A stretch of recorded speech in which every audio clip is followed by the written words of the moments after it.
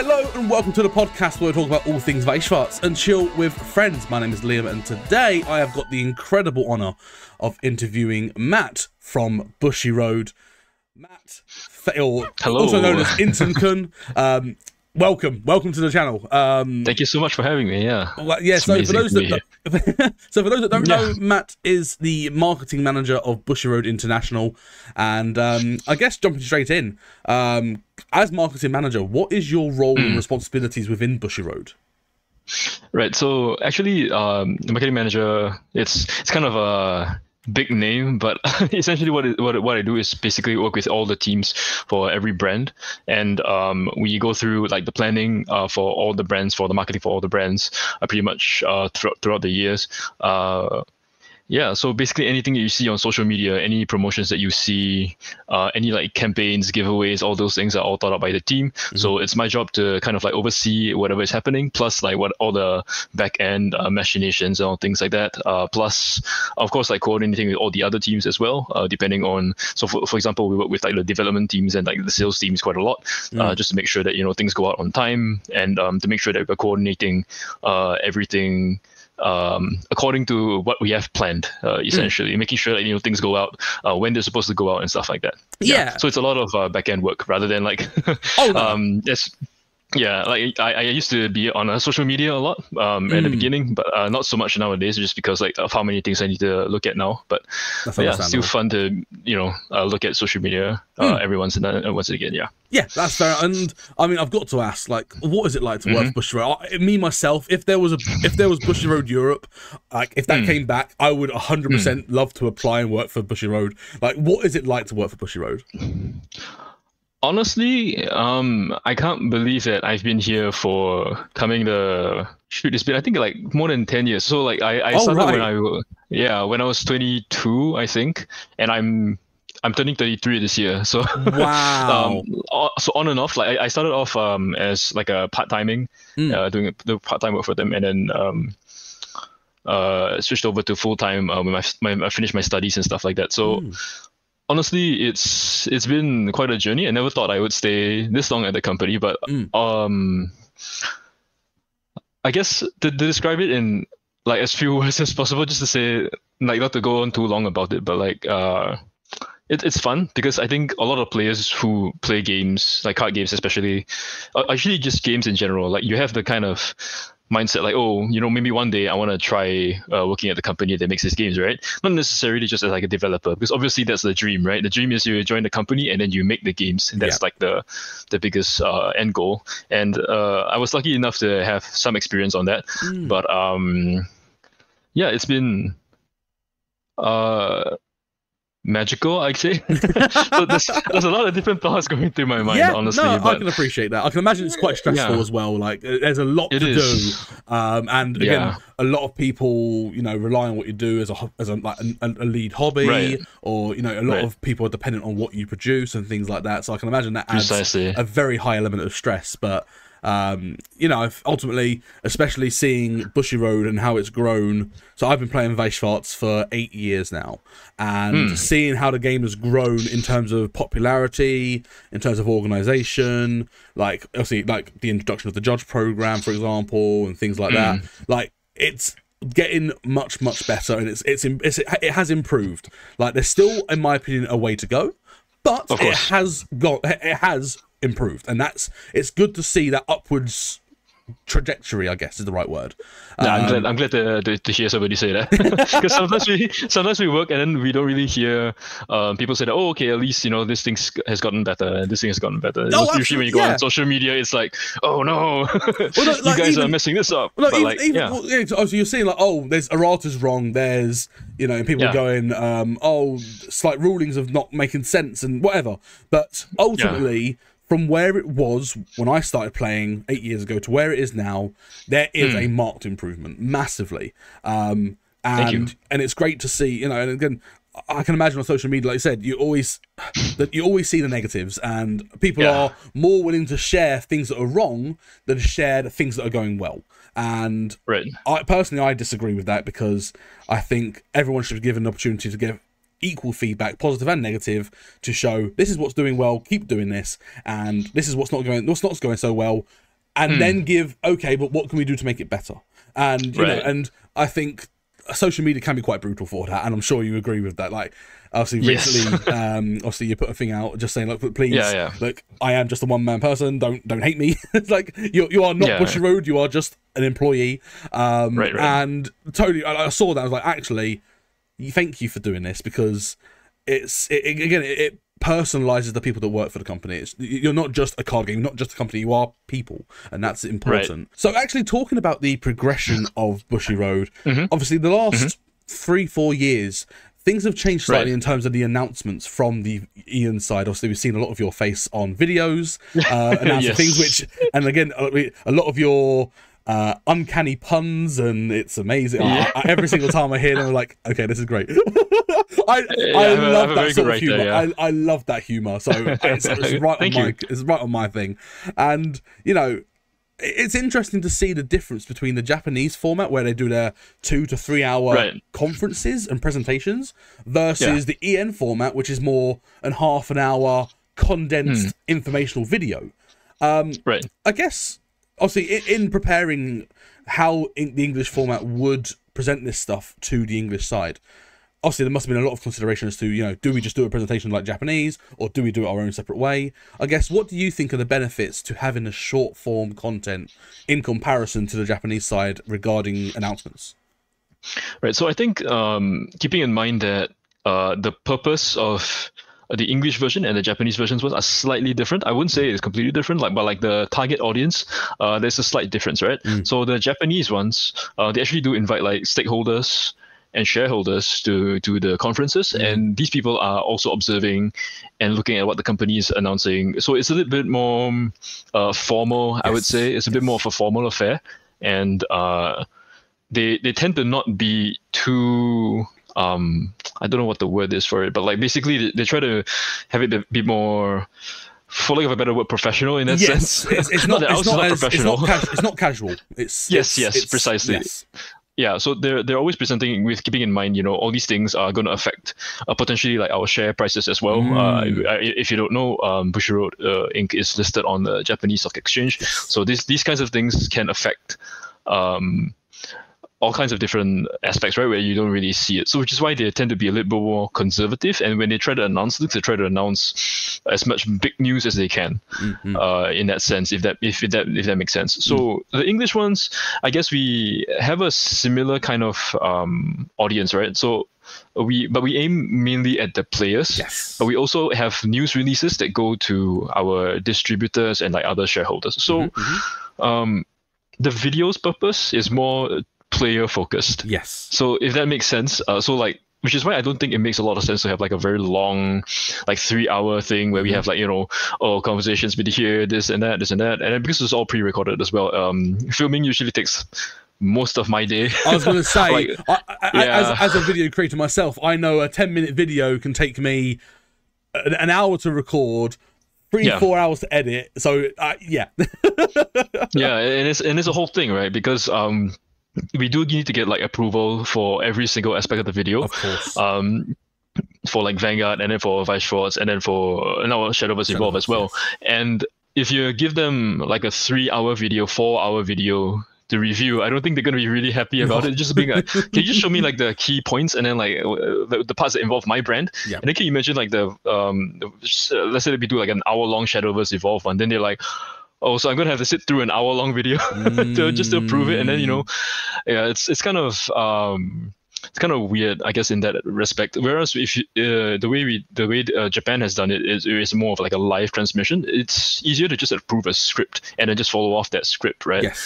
In video, sometimes when you put on like there's a lot more small little things that you can pick up, and you know, things like transitions not going properly, or like your subtitles not matching up properly, not syncing up with your audio, stuff like all small little things that could potentially affect it. Whereas like in a live broadcast, you can afford to do like a longer broadcast as well without having to worry so much about these things. So I mean, we do have a little bit of like broadcast considerations, plus like the purpose of the videos as well. All of these things go through our minds when we plan out the conference. And I think from the first conference, but it was like a webcam thing. It was so good. It was, yeah, because I think you had Fiona pop up on there. It was doing like we did. About bro, and yeah, and he was like, oh, this is how I do a setup. I'm like, nope, stop. Like those sort of videos, they were very informational but very funny. Like it was a good mix of, this is what you need to know, but we want to make it fun and engaging so that you actually keep watching as well. Like I thought it was very clever. But also, I guess like the picture-in-picture thing didn't really work out for too many people. But like one of the benefits of picture-in-picture is that we could get like the guests to come on. So I don't know if you remember, but like the original videos that we did, we had like Yonekawa-san from the Japan office, like producer for Weiss Schwarz. She came on just to do like a few segments for Weiss Schwarz. And then we had like Kitamori, the previous producer for Vanguard, come in and do some stuff as well. But when we have filming videos like this, it's a bit more difficult to get them to appear like live. So if we wanted to do a segment with them, we'd have to get them to do more of like a pre-recorded video, and then like we'll put it up during the conference. I think we've done like that like once or twice before, where we had like a video. I think you had one with Kadani where Kadani-san was in LA at the time, I think, and you put a little pre-recorded segment in the video, and I was like, that's nice. Right. Yeah. So I think that I think there are benefits and of this format for sure. I would definitely want to do live if I could, but I'm also very worried about messing up live. so that is the advantage of video. If you say something wrong, you can stop, redo it, take a new cut, and it's great, and it's fine. Like that's like, again, the amount of times where I'm on live stream and I'll make mistakes or whatever, and I'll be playing a game and I'll say something, oh no, that's not right, and here's me as a level 2 judge saying something, going, wait, hold on, I need to correct myself here. And I'm sitting there going, like, it just happens. Like on live, you make mistakes. That's just the nature of live streaming or just live content. Versus edited and pre-recorded content, you can fine tune it, and again, like you said, for the sake of stakeholders, for the sake of people that need to approve things, you can keep it really short, really concise, and really to the point for the things that matter, rather than waffling on. So I think I agree. I think with the English format, I think the pre-recorded format is the way to go. Like I said, it makes it more player focused, and it makes things easier on approval side and stakeholder side to actually catch the key information. So I think it works really well for the English format. I don't get me wrong, I enjoyed sitting in on watching a JP conference, but I get it. Me myself, I'm not a massive Vanguard player. I dabbled in Deer Days, I dabble in Standard. That's about it. And it's like, the Vanguard section is obviously like a good solid hour in a Japanese thing. I see it come on and go, okay, cool, I'll just let it go in the background and I'll just do my own thing. Yeah. Like, it happens all the time. I just ignore it, or I will go, oh, Weiss Schwarz is on this time, I will make sure I tune in at this time. It's just, that's the thing that interests me. That and Shadowverse. And so, yeah, I guess one more thing that I want to touch on before we go on to another couple of questions that I've got lined up. This one's a little off the cuff, but actually talking about Shadowverse Evolve, obviously the success at the moment of that is phenomenal. Like, I think the demo caravans did a fantastic job in promoting the game. Also in America, in the UK as well. Obviously having Kadani-san actually there at the demo caravans was an experience. It was amazing. And to get his business card, and as I mentioned, I think to yourself, that I've actually scheduled an interview with him in Japan when I travel out there in November, which is just, it just blows my mind. Like, never in a million years did I think it'd happen.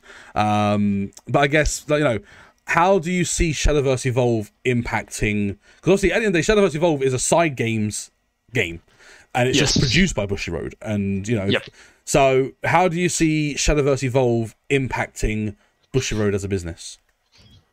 I think it's a very powerful collaboration because Cygames is well known for like a lot of very big brands, right? Like almost everything they touch kind of turns to gold, if that makes sense. It's usually very, very popular in Japan, especially. Like Masame is a big one. If you precisely. Yeah, so like Umamusume, you have your Grand Blue Fantasy, which is ongoing still. It's one of the biggest longest running mobile games And then they have, of course, the digital Shadowverse, which is still doing very, very well in Japan.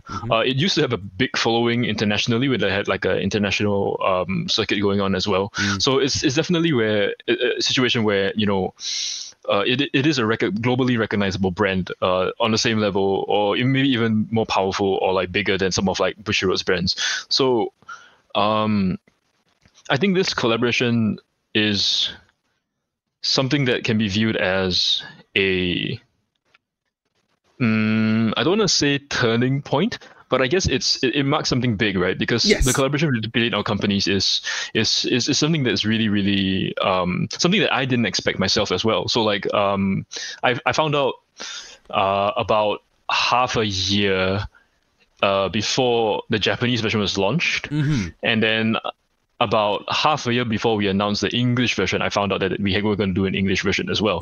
So to me, it's quite crazy, because I've been playing Grand Blue Fantasy for such a long time, and I started playing Shadowverse, the digital version, like last year as well. And then like working with Cygames all of a sudden, and then working with them to produce this game, and then now that it's launched as well, it's kind of been. I don't even know how to describe it, because it's quite surreal. It's like a dream. Yeah, it is. Yes, that's the word. Yeah, surreal. It's so strange to me, because to me this is like one of the biggest collaborations that we've done. Like, I mean, okay, we do work very often with like Cover Hololive. Yes, I think those people who I mean, you can see, right, there's like 3 Hololive sets right now in English. I have, and then we had and then so it's along those lines, right? Like, where we are forging big collaborations with key companies in order to progress together, rather than like having a competitive business. But okay, so we don't have like opposing businesses, right? Like Bushiroad doesn't have like a VTuber agency, and like Hololive Cover doesn't have like their own like card games arm or whatever it is, you know. So like this is like a beneficial collaboration between both companies, where we can kind of like offer each other the different kinds of expertise and like and like business acumen and stuff like that. So it's very interesting to see how companies that I never thought would collaborate are suddenly collaborating, and then like I have suddenly this opportunity to work with these companies as well, myself being somebody, you know, on the front end, and yeah, for me as an employee, as somebody who's been working at Bushiroad, it's very exciting, and somebody who also is a fan of Bushiroad's games, it's also very exciting. So I cannot be any happier that we'll be doing this, honestly. No, and fair play. Yeah. So I guess moving on to looking at a bit of the future of Bushiroad and things like that. Obviously, it's been a while since we've had our last announcement video. Do we have a rough schedule on when the next one might be?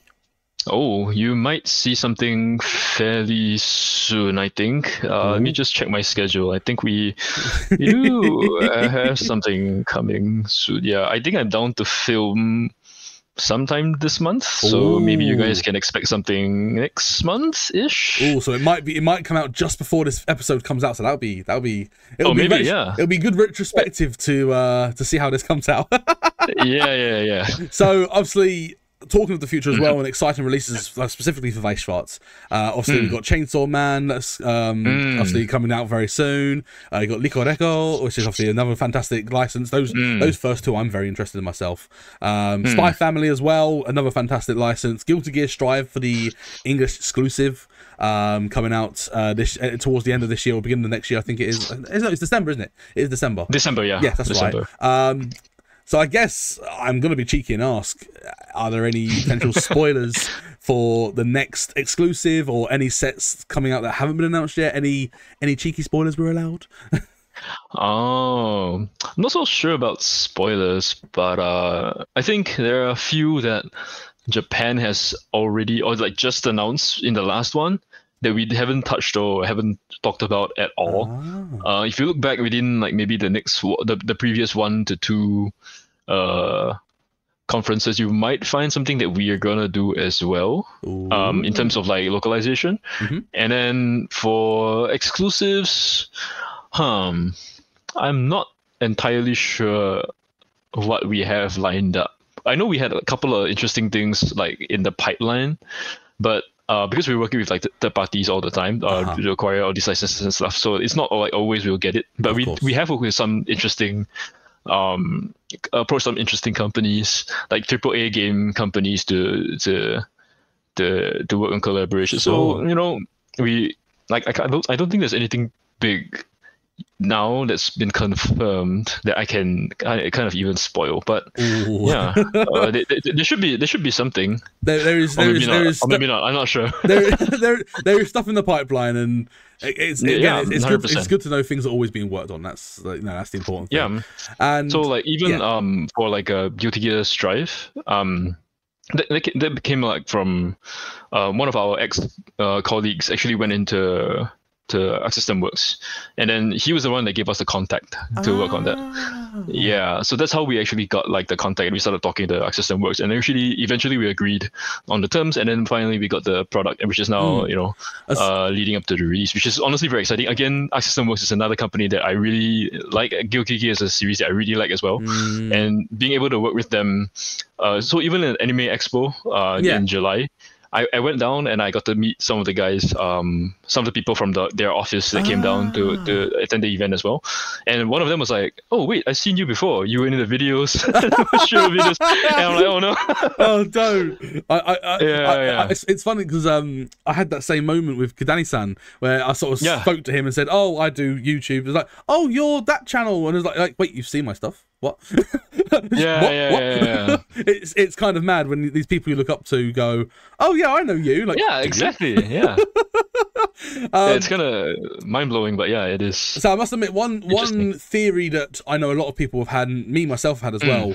Obviously, with the collaboration with Cygames and Shadowverse, and the release of Uma Musume in the Japanese format. Obviously, there's a lot of discussion about, will Uma Musume come to English? Whether I think that's probably one of the biggest ifs at the moment, as well as obviously development on expanding sets, on brand new sets. So especially the big one for me that I'm really excited for, if it does come to English, is the brand new Bang Dream collection. With all the where it's got the releases of all the old cards coming back with these very, very nice rarities, which is one, in my opinion, Bang Dream is had a re-edit set, I guess you could call it. It's had it a long time coming. Because let's be honest, there's 6 or 7 Bang Dream sets now. There's quite a few. Something like that, yeah. It's like I want to say there's at least. Oh, there is no, there are 8. There are 8, including the premium collection. There are 8. Oh, right. Yeah, because you got set 1, set 2, Girl Band's Party set 1, Girl Band's Party set 2, Multi Live. Roselia and Poppin' Party extra booster, Morphonica and Razor Soylent extra booster, premium booster. So there's 8. I can't even keep track of so many releases. I don't blame you. I don't blame you. There's a lot. I do remember like doing like one of the marketing for one of the products though. Like I don't know if you know, but like if you would remember even, but like there was one social media post where there was a guy that set up a table, and then like the entire deck was like sleeved up in top loaders. Yes, there was a long time ago. I did that as kind of a joke, and people kind of really like that, I guess. Like so. Yeah, it's like everyone likes. Nobody expects comedy. Yeah. It's when what was it? There was someone recently in another card game that had an entire deck of top loaded sleeves, and it was like a 50 card deck that was about this tall, and I'm like, yeah. It's ridiculous. People are crazy. Funny, yeah. Okay, I guess to start getting towards the end of this interview and things like that, I do want to ask a few questions specifically from the community, where I asked my Discord community, have you got any questions that you would like me to ask Matt during this interview? So I've got a few here that I've that run by you, and the first one is obviously regarding World Finals. Obviously they're back in Japan this year. It's fantastic and incredible, and I love Japan. Like I said, I'll go in November, and if I happen to get the opportunity, are you going in November as well? So not in November, but going back to Worlds. Going back to Worlds. Okay, I was going to say, so like, obviously, I love Japan. Of course, I do. I'm a massive Japan file, and what I think people are curious as to, obviously, with the previous World Finals, that was held in LA, and that had the opportunity for your free play section, as well as using, obviously, the LA Convention Center as well, which was amazing, in Anaheim. You know, I think, what are the thoughts around the World Finals traveling around the world? I would say it's something that we need to think about before we decide on, because okay, so there's a few aspects to this, right? So one of the reasons why we had to do it in LA earlier this year is because at the point where we were trying to confirm the venues for Worlds, Japan was still on a lockdown, right? Yes. So throughout most of last year, in fact, actually Japan was still on lockdown, and then I think sometime in July or August, I think July. Oh yeah, I think it was July. They suddenly like lifted all restrictions for certain countries. So suddenly like, oh, we were able to go. But at that point, we had already announced Worlds to be in LACCs. That's when, like, literally, okay, I kid you not when I say this, because I was howling also when I found out the news. So we were holding off on signing the agreement with LACC because we were like, oh, there's some news that Japan might open up in June.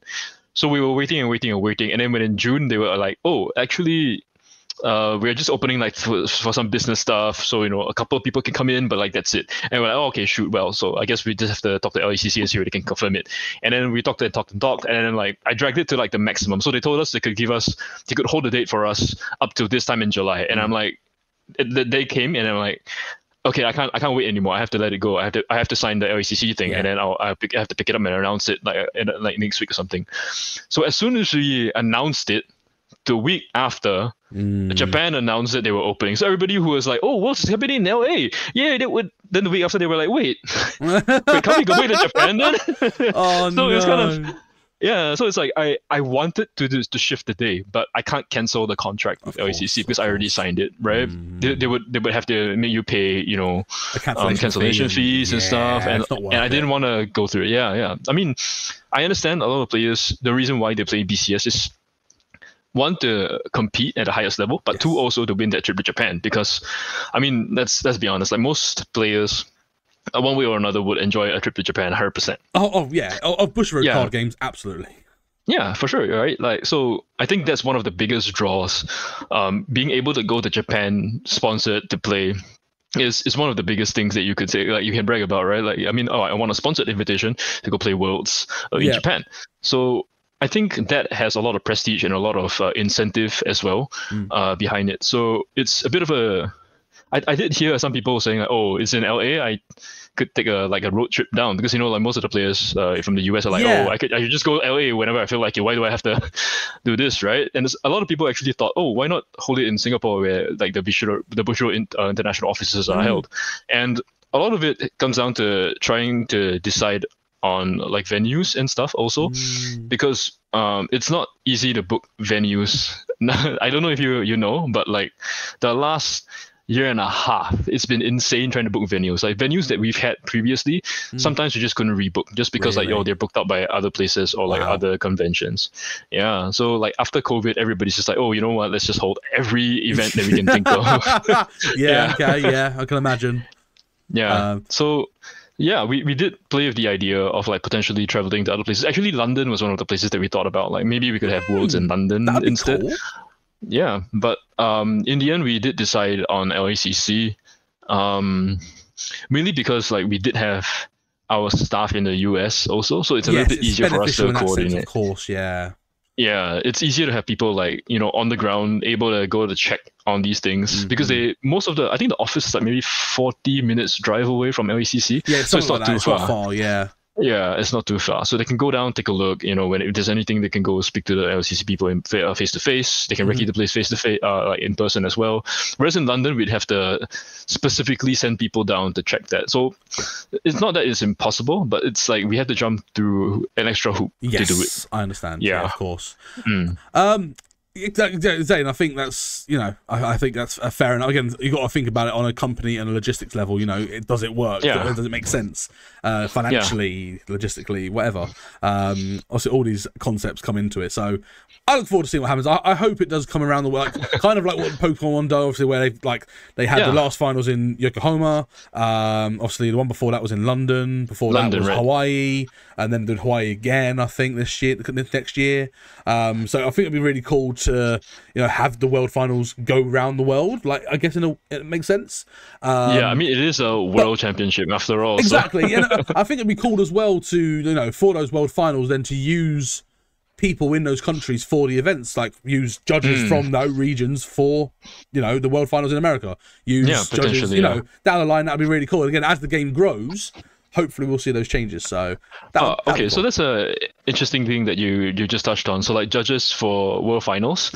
So actually this time the one in LA, we try to get as much of our staff to do judging as much as possible. So I'll just quickly share the reason why, because I didn't want the rest of the world to feel like we favored US judges just because they were based in the US, if that makes sense. So like, it's not fair to, like, let's say like a judge in the UK or like a judge in Singapore, for example, if we hired like American judges during the World Finals, and then they'll be like, wait, so I don't get a chance to judge Worlds because I don't live in the US. That kind of feels bad, right? That kind of thing. But at the same time, I understand that it's a huge opportunity because like, since it's there, you can kind of like hire the local community to come and help out, you know? I guess from a judge side myself, like, honestly, if you was holding the event in the US and you went, because we're in the US, we'll use US judges. Honestly, I think that's fine. I think that's absolutely fine. Like, I would not be mad in the slightest, because I think at the end of the day, you're using the community, you're using the judge program, and that's fantastic. And that in itself is a growth step for the judge program as a whole, and I think that would entice more people to join the judge program and things like that. So actually, I think it's a really cool idea. You know, obviously trying to get judges to go to Japan, obviously that's a whole nother story because the expenses behind that would be ridiculous. But, you know, again, if you're doing the world finals in the UK, utilize your European judges. If you're doing it in North America, utilize your North America judges or your NALA judges. Like, please do. Everyone's asking for it. Please do. Like, and I don't think people would be mad if you go, oh, it's in North America, therefore European judges aren't going to be selected. I think that's fair, unless they're willing to pay to go themselves.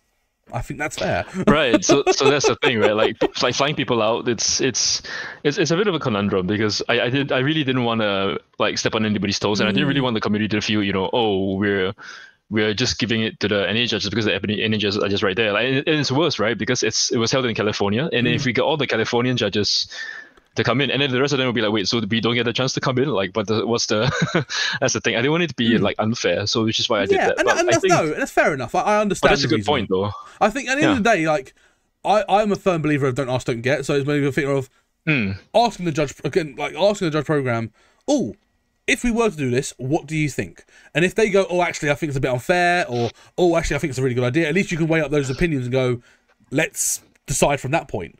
You know, so like again, me as a judge, you know, if I know that my American counterparts had the opportunity to judge World, I'd be so happy for them. Yeah, I mean, like, and it'd be one of those things where, oh, it might be an excuse for me to go, you know what, maybe I can go to America and I'll pay myself to go out there, and I'll also go to America and judge. Like, I would be willing to do that, provided I've got the finances to do so. Yes, I'd love to do that. Like, I would do anything I could for Bushiroad as a judge, as a player, as a content creator. I would do anything I could. So again, obviously we can take that offline, and if there's anything I can do, please tell me. Thank you so much. I'll keep that in mind. Yeah. I guess moving on to the next question. So again, we mentioned already on Bushiroad being, or with Kidani-san's ambition to make Bushiroad the #1 card company in the world, and part of that, obviously, we've got to touch a base on obviously the amount of erratas that occur at the moment in the game, especially on the localization for the English format. With the ambition of being the #1 game in the world, or #1 company in the world, should I say, are there plans to improve the processes in quality control and things like that? Or I don't know. I don't know how it works within Bushiroad regarding localizations. Okay, so in terms of that, we have been. So I think you guys caught us at like, or maybe not caught us, but like during that period where there was a lot more errata and stuff like that. We were going through like some staffing changes. So I know these things shouldn't happen, even if even if somebody leaves, the processes shouldn't change or the processes shouldn't be affected. But like the sad truth of it is that people have their own personal agendas, and if they have to leave, then they have to leave.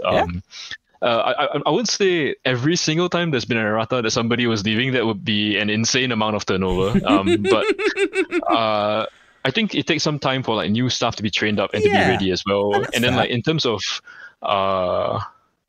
timelines as well, just making sure that everybody is aware of the correct SOP, and then making sure that people check their work properly. It's been a bit of a give and take, push and pull kind of thing.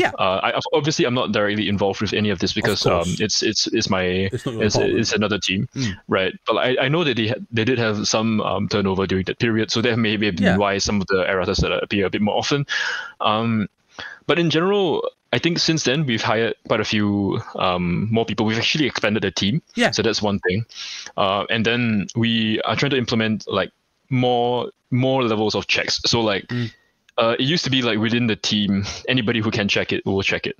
But now we do like cross teams. We'll get sometimes we'll get like the Vanguard developers to check. Sometimes we'll get like the Shadowverse developers to check as well. Like just a quick run through.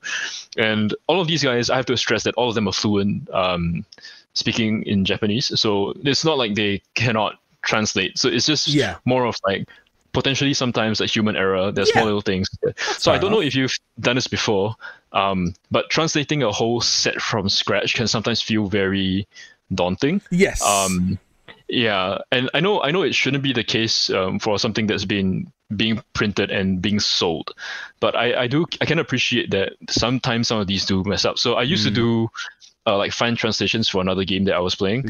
And just going through that, making sure your wording is consistent, making sure that you're getting all the small little points correct is often not easy to do unless you're very, very into the game, right? Like you breathe the game in and day out, and you're super familiar with every single card, every single effect. And like if you can look at a card and you be like, oh yeah, this has appeared in a different set before, I can just cross-reference this, and then like I can make sure that the wording is correct. Some of these stuff that we handle may not be on that same kind of level, where like as like some of the guys have been playing the game for like 10 years. So it's gonna be, you're gonna have situations where some people are just not gonna be as attentive to certain things, which is where where we try to get people who are that sensitive to look at the cards, because otherwise you wouldn't be able to realize what's wrong, right? So like for example, one of the common things that you can catch would be until end of turn. Right, turn, like something like that. So like something like this is, you as a regular person, you would just read it and you're like, oh, okay, yeah, just for this turn. But then you would forget to translate that one part. But that changes everything when you don't put it in text, because then that means that the effect's permanent. You get you get this effect forever. Which is for example, insane. You see these you see something like I've seen a couple of times where it's been a continuous effect and it says continuous until end of turn. You go, that doesn't quite work, right? It should be like during your turn, not like for this turn. Exactly. And so I translate cards as well. Like I wouldn't say I'm fluent in Japanese, but I've played the game in English and Japanese enough to recognize kanji and to recognize sentences and go, oh, this is this. Like, I can translate about 80% of cards. So like, and even then I still make mistakes. So like end of the day, like human mistakes are a thing. Of course they are. But and to be fair, the errata process has got better. Recently, less cards have been errated, or if they've had to be errated, they've been errated much quicker. Like that has, again, that's another thing that has got better. And I want to emphasize that because, again, when you look 2-3 years ago, when you look at the Fujimi Bunko set where there were 20 plus erratas and it still took a month or two to get those erratas sorted, back then was like the low point of erratas. But since then it has gone up and it has improved. And again, I want to emphasize to everyone listening that things, when you look at it from a management side of things and a product type of things, things are getting better, and I want to emphasize that. Yes, it's important to raise when things are wrong, but please recognize when things are getting better. And it's really important to do that, for, you know, company morale, for the game to grow, for community morale as well. Because if you constantly say, oh, this is wrong, this is wrong, this is wrong, it's going to turn people away from joining the community. Like, share what's good about the game, share what's going well about the game, share what's improving about the game. And I think that's really, really important. So, no, thank you for being so honest on that. And I think, you know, I think it makes perfect sense. It does. And I guess I'll touch into one final question, because I realise we're nearly at time. And I'm going to touch on, you know, how the restriction lists work for the formats. So, at the moment, there is a lot of discussion at the moment regarding the restriction list in preparation for BCS. A lot of people was expecting an update before BCS started. Especially with, for example, I'm going to ask to talk about it, Sword Art Online and Alice. You know, that card, and obviously the Japanese format have fixed it, and they've, you know, I think they've overdone it personally. I genuinely think they've overdone the ban list for Sword Art Online. But in English at the moment, it's interesting because obviously Alice is a problem. But you've got new decks that have just come out, HoloLive Set 2. You've got Overlord coming out, or just come out, and it deals with it as well. So I'm interested to know, like, what is the process behind how the restriction list is created and the timings of restriction lists. Like, how does that actually work from a logistics point? I'm actually really interested. Well, I can't really share like too much into like the details, but basically it's not just what Japan is hitting, but it's also the reason why Japan is doing it. So like the HoloLive one that we put out, that one had a potential to break the game regardless, right? Yes, with the IMA. So, yeah, absolutely. Precisely. So like in that kind of situation, I think it's normal for us to jump in and immediately put something like that in place.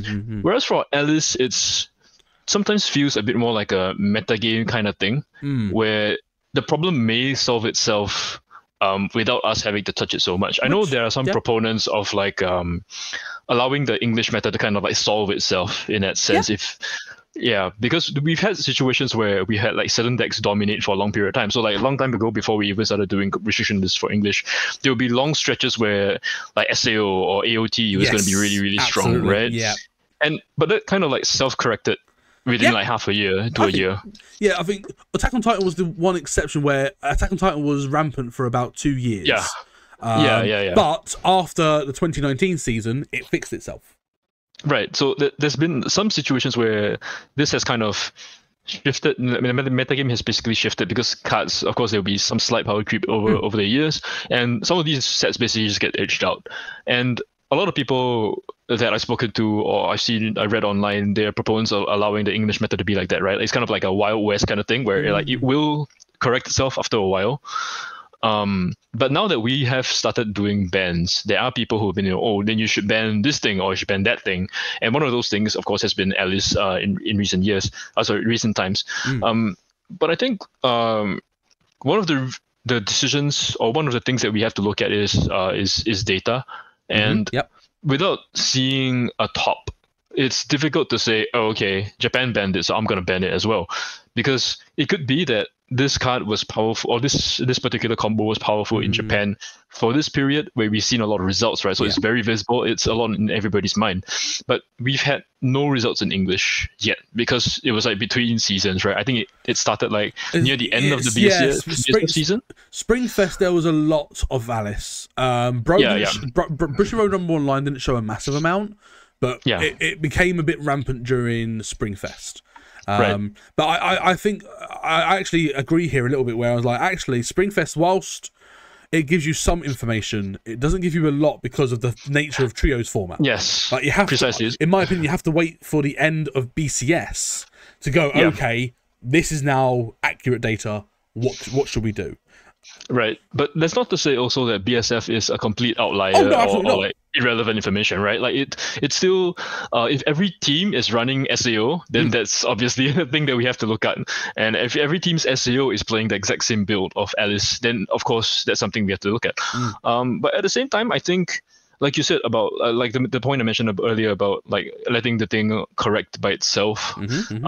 I think there's always some leeway to do that, and I think with how we've done it before, we're a bit more cautious as well, right? So the previous hits have been. Some people have called the previous hits a bit too hard. I believe it was the Kaguya. That was a big one. The Kaguya one was a big one where a lot of people were asking like, "Oh, why did you hit it so hard?" Mushoku there was no as well, need. I think, was another one. People were like, "Why Mushoku?" And then we also did hit SDS, right? Yes. Yeah, I think a lot of people had like a question mark on their head. Oh, didn't this set like just come out? Like, yeah. So we're. Yeah, I guess it was one of the considerations that we kind of missed out during that period, because that's actually one of the things that we do think about as well. So, how long has the set been out for? Yeah, so not just in terms of like, because it's not fun for a player to know that, you know, I just bought this set last month and then I can't play it already. Of course. So it's a really feels bad kind of moment, and as a company, there's no way we would want to have that happen as much as possible. Of course, yeah. I mean, it's not just for our company, right? If you look at other games as well, they could be problematic cards that come out in the new set, but the company will try to balance or fix that by trying to restrict maybe slightly older cards to see if that takes the deck down like a notch. And if that no longer works, and then they'll decide, okay, then we'll pull the trigger, right? There's no choice. Only when you have no choice. So I think it's kind of been a little bit, it's supposed to be a little bit more like that, where we wouldn't pull the trigger unless it's just blatantly causing overpowered. Issues. Like, for example, Data Live, when that came out, that was rampant to high heck, and you know, it's of all the top cut, I think I've looked at data, it was like 82% of all top cut decks were some form of Data Live 8 standby, where the economy was just you know, like, and that being hit, everyone was like, thank you. It needed to happen. Yeah. Yeah, I mean, just for myself, like reading that one card like that level 3 was like, why is this doing how so many much? things can this card do? It's I mean, you know, as a card design, like I design custom sets for fun, and I'm in the process of creating a concept for Danganronpa at the moment. I love Danganronpa, and you know, like you go through some card designs and things like that, and you think, oh, I could pull this effect in, or I could make this a new effect. And sometimes you go a bit too far, and then you go, I need to pull this back now, retreat. And I think Konami was one of those where, oh yeah, let's put all these effects on this. Oh, whoops. Yeah. So like, not even like restricting it to like, oh, you can only pick one of these. That's not enough, because this one card still does everything basically. Yes. You had to do a limit restriction. You had to. Yeah, and you had to. Yeah, it was the right thing to do. So no, it's nice to know, again, like at least a little bit of the thought process behind the restriction list, and again, the fact that obviously the Japanese game is very much the front line. Obviously the game the sets tend to come out obviously before in Japanese, so they'll see things and go, oh, this is a problem, and then at least when it comes to English, we're already aware of that, and by the time it comes out in English, it might already fix itself. So it's good to it's one thing that, again, a lot of people do say, oh, we're worried about Bushiroad in English going, oh, we're just going to copy and paste the restriction list, and it's good to know that actually there is a massive thought process of, we want to treat the English format separate. We want to make sure we actually look at the data specifically just for the English format.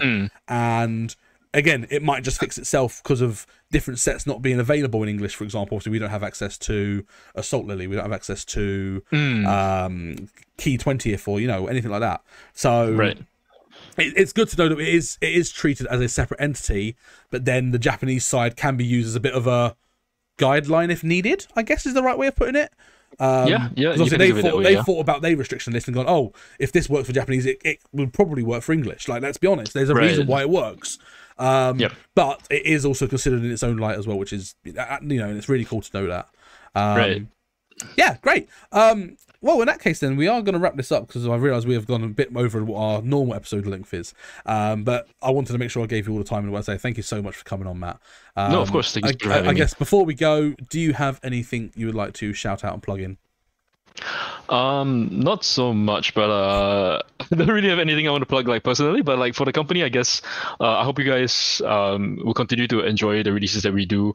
We do put in a lot of effort and a lot of energy into it. And honestly speaking, like the company, as it is right now in office, I can say, energy has been really good. A lot of our employees are like finally playing the games, if that makes sense. Like sometimes you don't have employees who actually enjoy the game. Sometimes they're just doing it for work, right? Like or doing translation work for just because it's work. But then like we've had a lot of people, so who actually enjoy the games now, and they're playing the games, and they're like playing during lunch, they're playing after work. You know, just seeing all these things happen, I think not just improves like the company morale, but also could potentially improve like the quality of work as well. Because these people are like, oh, they're actively playing the game and they're looking at these cards and looking at these effects and like, oh wait, I should be able to spot like mistakes a lot better. So like in terms of like improving quality as well, I do hope that it gets better. Overall, I'm really positive about how the company is moving, and I really appreciate, of course, like everybody who's been playing the games and anybody that has been supporting us despite some of the hiccups and despite like our imperfections and stuff like that. We really do appreciate it. You guys have literally kept me off the streets. I never thought I would be able to get so far just from like starting Vanguard, or like no, actually in fact I started Weiss when I was 18 or 19, something like that, 2009. Something around there. Right. So like, I started with Fairy Tail, so in the Japanese version. So that's super old. But I never thought I would get this far. And honestly speaking, it's been a crazy ride. And I hope everybody can continue to enjoy card games as much as I do. And even though you may not be able to work for the company, I do hope that you can still aim for that, and then eventually maybe one day you'll get the opportunity to as well. Just very thankful to be able to do this, to be here speaking to you as well. It's been a crazy ride, and I hope everybody will continue enjoying for sure. I appreciate it, Matt. Thank you so much. And again, if you are new here, again, make sure you hit that like button if you enjoyed this video. Leave in the comments down below what sort of questions would you ask Matt if you had the opportunity to.